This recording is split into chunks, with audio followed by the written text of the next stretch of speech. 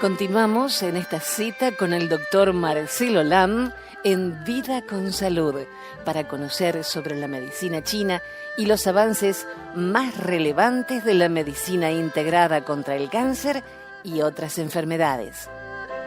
Doctor Lam, adelante. Bueno, aquí de regreso ya en la segunda parte del programa de hoy, en cita con el doctor Lam en Vida con Salud. Adelante, Jenny. Doctor, terminamos el bloque anterior hablando de un tratamiento que es la hipertemia y usted nos explicaba que había conseguido una cápsula. ¿Nos puede aclarar cómo es esto de una cápsula? La cápsula es le llaman también una cámara, es una cama donde la persona se acuesta y recibe calor controlado, ¿no? El calor con infrarrojo, pero de manera controlada, de manera que produce una concentración de calor profundo en el cuerpo y induce fiebre artificial, o sea, eleva la temperatura de manera artificial en el cuerpo. Y esto, por supuesto, pues no solamente hace las células cancerosas más susceptibles y producen lo que llamamos apoptosis, o sea, muerte programada de las células cancerosas, pero además aumenta o despierta la respuesta inmunitaria del cuerpo contra las células cancerosas.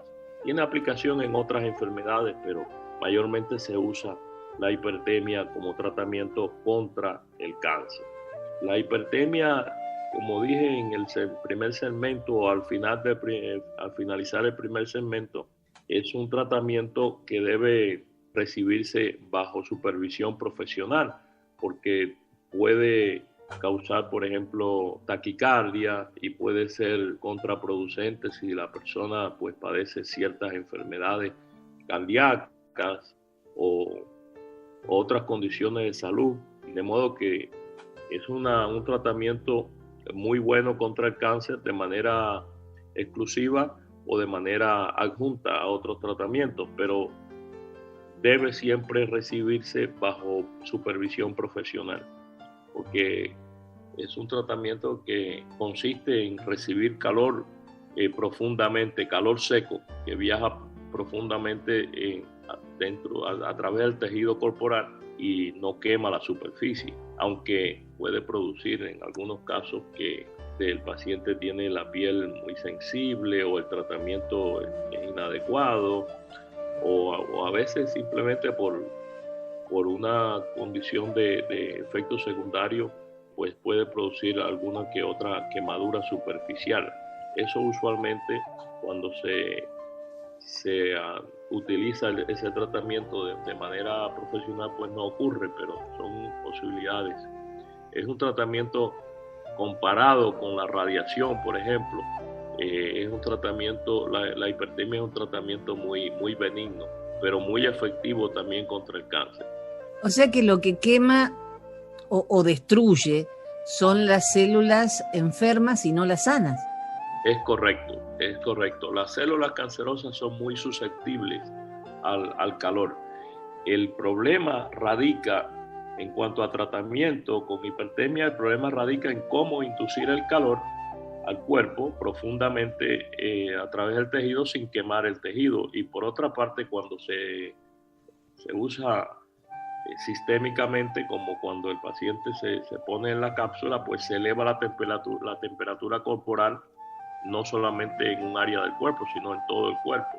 De manera que, repito, hay que recibir el tratamiento con la supervisión de un médico o de alguien, incluso no solamente un médico, un médico que esté familiarizado en ese tipo de terapia. Doctor, vamos a salir un poquito del cáncer y vamos a hablar sobre las personas saludables. También nos podemos beneficiar de ese conocimiento acumulado y milenario que es la medicina oriental. A veces estamos saludables, pero por un mal gesto, por dormir en mala posición, de pronto comenzamos a sentir algún dolor. ¿Cómo trata la medicina tradicional china los dolores? ¿Se ponen inyecciones? ¿Se indican pastillas? como se hace en la medicina convencional? ¿Cómo funciona? Bueno, cuando una persona tiene un dolor es imprescindible examinar y determinar el origen y el tipo de dolor, que puede ser por contractura muscular mayormente, puede ser también por problemas articulares, o sea, enfermedades de la coyuntura, puede ser por dolor de origen neuropático, dolor abdominal en los casos de las personas que tienen enfermedades orgánicas, o sea, los órganos internos, dolor también de cabeza, o sea, la cefalea común o la llamada migraña, dolor de garganta, en fin, dolor en cualquier parte del cuerpo puede ocurrir. Es necesario identificar ese tipo de dolor y el origen, ¿no? La procedencia, la causa del dolor. Es también necesario analizar si el dolor es agudo o crónico. El dolor por trauma, por ejemplo, por golpe, o es dolor por degeneración, por una enfermedad degenerativa, por ejemplo, como en el caso de artritis reumatoidea, de artritis degenerativa, quiero decir, por desgaste de la coyuntura, etc. Esto ocurre muchas veces lo que le llamamos clínicamente paleontrópica, ¿no? Artritis paleontrópica, que es después de un trauma, de haber sufrido trauma en una coyuntura, pues con el tiempo se va degenerando y se produce ese desgaste, esa artritis en esa coyuntura. De modo que hay muchos tipos muchas causas de dolor y el médico pues debe de identificar el origen del dolor, porque por ejemplo a veces llega un paciente a la clínica y te dice, en el caso de un paciente varón, te dice, tengo dolor de espalda, y realmente la mayoría de los dolores de espalda son o contractura muscular o problemas con la hernia, problemas discales, o sea, problemas con la parte baja de la columna. También puede ser una inflamación, por ejemplo, en la coyuntura sacroiliaca, que afecta también al nervio ciático, y muchas veces me dicen, yo tengo ciática, y realmente no es eso, es una inflamación en la coyuntura sacroiliaca. Pero también puede ser un dolor causado por enfermedad más seria, que incluso cáncer de próstata, por ejemplo, como he visto en algunos casos que me han llegado a la clínica y me dicen, yo llevo tiempo tratándome el dolor de espalda. Y yo, ¿y qué ha pasado? Lleva tiempo tratándose el dolor de espalda, sin embargo, no responde a los tratamientos y no se le han hecho o no se ha hecho estudios para determinar el origen del dolor. De modo que el dolor no siempre es malo, el dolor pues viene muchas veces acompañado de inflamación, y la inflamación tampoco siempre es mala. La inflamación es la reacción que tiene nuestro cuerpo para defenderse, y de modo que debe ser siempre evaluado cuando la persona tiene un dolor, principalmente si el dolor persiste, debe ser evaluado por un profesional, por un médico, sea de medicina convencional o de medicina tradicional china. La ventaja que tiene la medicina tradicional china para tratar el dolor, es que hay muchos procedimientos que la persona a veces pues desconoce, y sin embargo están disponibles para tratar de resolver los dolores, como la acupuntura, la electroacupuntura, la acupuntura sin electricidad, el masaje, la manipulación.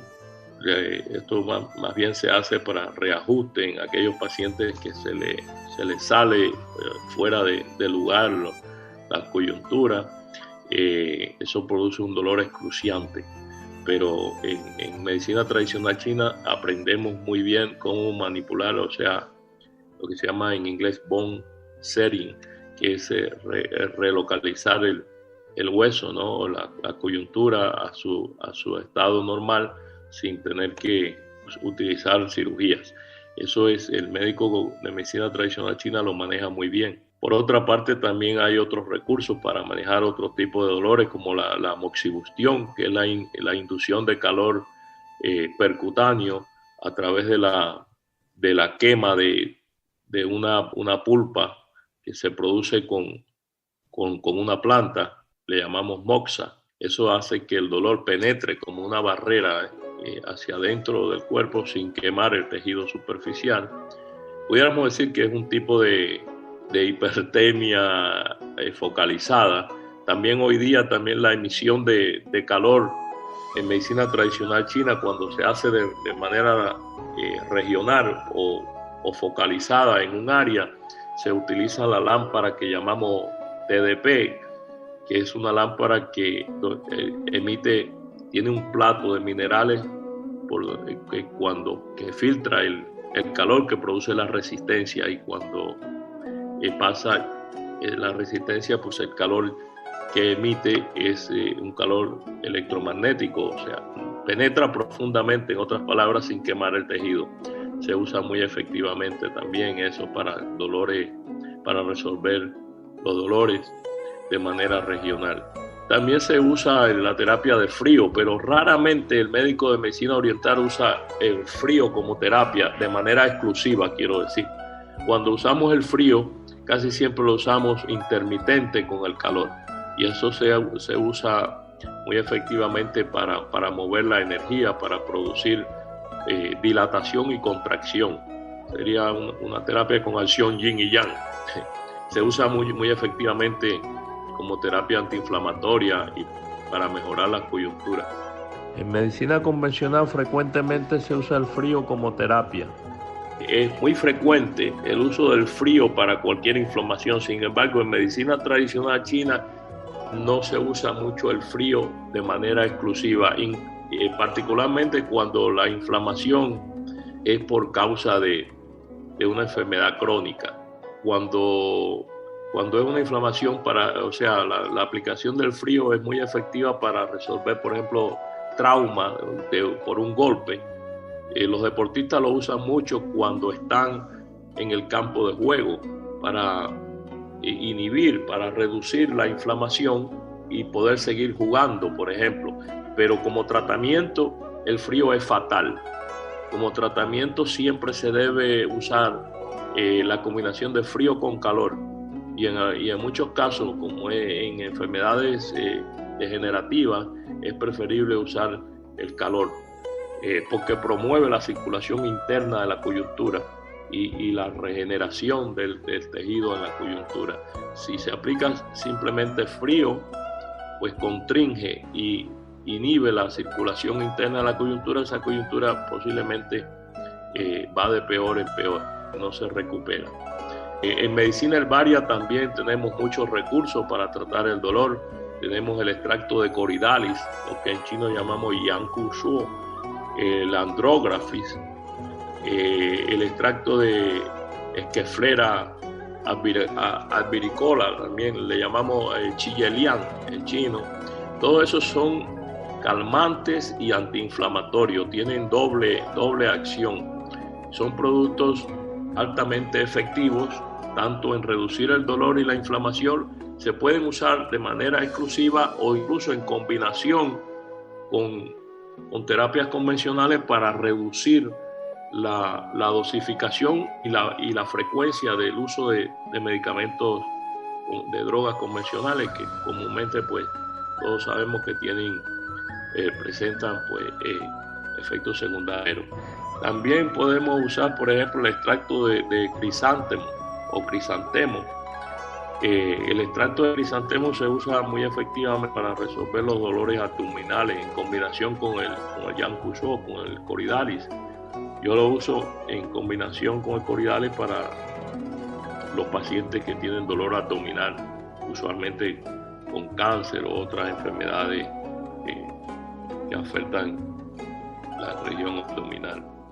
De modo que los recursos en medicina tradicional china son amplios. Tenemos una amplia gama de recursos que utilizamos para aliviar los dolores, y podemos tratar exitosamente dolores crónicos y dolores agudos.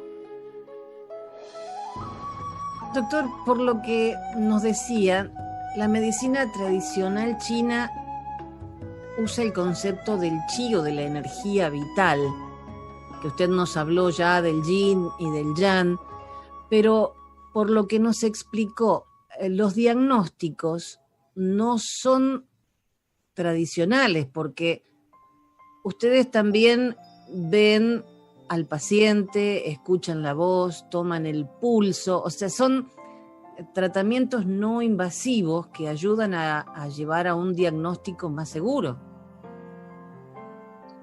Sí, bueno, en cuanto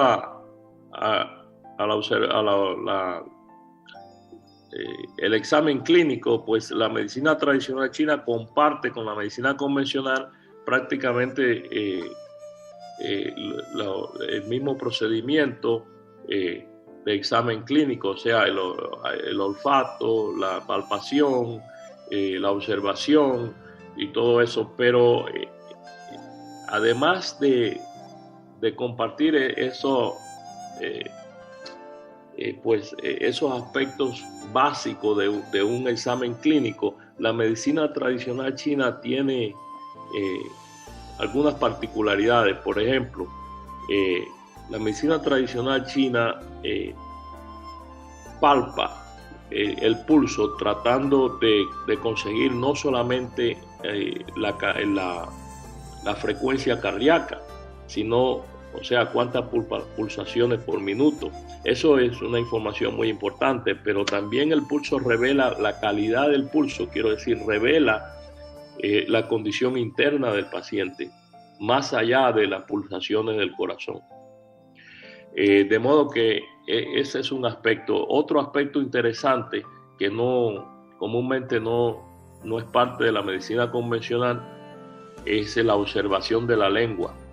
La topografía de la lengua es de manera natural, pues es diferente a la información que revela cuando hay una patología interna. La lengua revela mucha información en cuanto a la circulación, el estado inflamatorio del cuerpo, revela muchísima información, incluso hasta donde puede indicar o darnos idea hasta el origen del problema a nivel anatómico, de qué área del cuerpo emana el problema. Pero la medicina tradicional china no descansa exclusivamente en uno de esas observaciones o de esos exámenes clínicos, sino que esos son aspectos de un examen clínico global, o sea, general, que al final pues uno pone todo en su lugar como un rompecabezas para lograr determinar el síndrome que presenta el paciente, y a partir de ahí pues establecer una estrategia de tratamiento e indicar los medicamentos. Parámetros que se usan en medicina tradicional china que no se usan en medicina convencional. Por ejemplo, el uso del concepto de yin y yang, que son la descripción. Yin y yang no son dos fenómenos separados, son dos aspectos diferentes de un mismo fenómeno. Por ejemplo, en la simbología china, en la escritura en jeroglíficos, por ejemplo, en la escritura china, la palabra yin simboliza, o sea, se representa por el lado oscuro de una montaña. Sin embargo, la palabra yang se representa en jeroglífico, es representada como la parte soleada, la parte clara de una montaña. O sea, si observa bien, cuando el sol da a una montaña, pues siempre va a haber un área oscura y un área alumbrada. El área alumbrada representa yang y el área oscura representa yin. De modo que son dos aspectos diferentes, pero de un mismo fenómeno. Es muy interesante. Eso se aplica mucho en la medicina, ¿verdad? De todos los niveles de la medicina tradicional china o la medicina oriental. En medicina convencional, pues le llamamos retroalimentación, o en inglés biofeedback, o también le llamamos homeostasis. Pero en medicina china no es más que un equilibrio entre yin y yang. Por otra parte, otro parámetro interesante que se usa para descifrar los casos complicados a nivel clínico es la aplicación el uso de lo que en chino llamamos los 5 elementos, que es agua, tierra, madera, metal y fuego. Esos 5 elementos se representan, o sea, los órganos internos simbólicamente están representados por esos 5 elementos de retroalimentación y control entre ellos, de manera que mantienen un equilibrio fisiológico. Por ejemplo, para ponerte un ejemplo fácil de entender, el agua es representada o la función renal es representada por el elemento agua, mientras que la función del corazón es representada por el elemento fuego. Ahora, en el macrocosmo, fuera del cuerpo, existe un balance entre el fuego y el agua. Si hay mucho fuego, pues consume el agua. Si hay mucha agua, el agua apaga el fuego. Ese mismo equilibrio existe fisiológicamente entre la función renal y la función cardíaca. Si la función renal, si hay problema en los riñones, pues se va a disparar la presión, por ejemplo. Si hay problema cardíaco, pues va a producir edema en el cuerpo. Y es muy interesante cómo, recuerda que la medicina oriental o tradicional china, como queramos llamarle, pues tiene un origen milenario, y durante en el tiempo antiquísimo, cuando se formó todo esto, pues ellos usaban parámetros para poder entender ese equilibrio homeostático o homeostásico. Ellos tampoco en ese tiempo tenían laboratorios ni nada de eso que tenemos hoy día en la medicina moderna, que por cierto también lo usamos en medicina tradicional china, porque muchas personas piensan que la medicina tradicional china, por el hecho de que es un sistema de salud antiquísimo, pues que no se usan los procedimientos de medicina moderna. Y realmente esos procedimientos, todo de avance de la ingeniería moderna, pues también están disponibles en medicina tradicional china. Cuando entras a un hospital de medicina tradicional china, en China, por ejemplo, en Corea o Japón, otro lado, pues vas a ver que el paciente también tiene acceso a una tomografía, a laboratorios, a exámenes de todo tipo, sonografías, etcétera. De modo que nosotros aquí también lo usamos de manera integrada. La medicina oriental aquí en Estados Unidos pues también usa todos esos procedimientos que usa la medicina convencional. Doctor, usted habló sobre la medicina funcional versus la medicina física. A veces una persona tiene un problema como estreñimiento, diarrea, sin realmente padecer una enfermedad orgánica. La persona va a su médico, le hacen todos los estudios y no hay nada. ¿Cómo trata la medicina tradicional china estos casos? Bueno, en ese último ejemplo que pusiste, esa descripción parece la de un caso de intestino irritado. Para esos casos la acupuntura puede ser muy buena. La acupuntura porque con la acupuntura podemos normalizar o regularizar, quiero decir, la función peristáltica del intestino, o sea, el movimiento del intestino. Además de la efectividad de la acupuntura, se pueden también utilizar medicamentos herbarios para resolver la peristalsis rápida o la peristalsis lenta. La peristalsis lenta, esta última, es la causa de estreñimiento y muchas veces tiene un fundamento clínico, porque la persona, la mayoría de los pacientes que yo veo, por ejemplo, son pacientes oncológicos y usan, una gran parte de ellos usan narcóticos, o sea, medicamentos para aliviar el dolor, y esto pues como efecto secundario hace el movimiento peristáltico, o sea, el movimiento del intestino pues más lento, de manera que sufren de ese estreñimiento.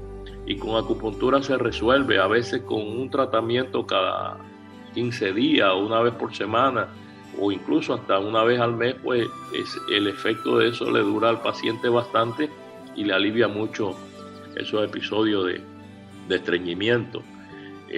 La acupuntura y la medicina herbaria se usan de manera efectiva para resolver muchísimas condiciones funcionales de la salud, no solamente intestino irritado o intestino irritable, la cefalea, la migraña, Muchísimas otras enfermedades también se resuelven. Las alergias, por ejemplo, incontinencia, infertilidad de origen funcional, esterilidad masculina. Podemos decir también que hay muy buenos resultados para resolver la disfunción eréctil. Esta última puede tener varias causas, mayormente o frecuentemente es causada por pobre circulación. La pobre circulación en el miembro es un componente, yo diría el componente principal, pero también hay otras causas como la pobre circulación bioenergética. Esto tiene que ver con la circulación en los meridianos. Esto no lo entiende el médico convencional y el paciente tampoco en su mayoría. El cuerpo tiene una red de circulación a la par con la circulación sanguínea. El problema incluso puede ser en la circulación bioenergética y no en la circulación sanguínea.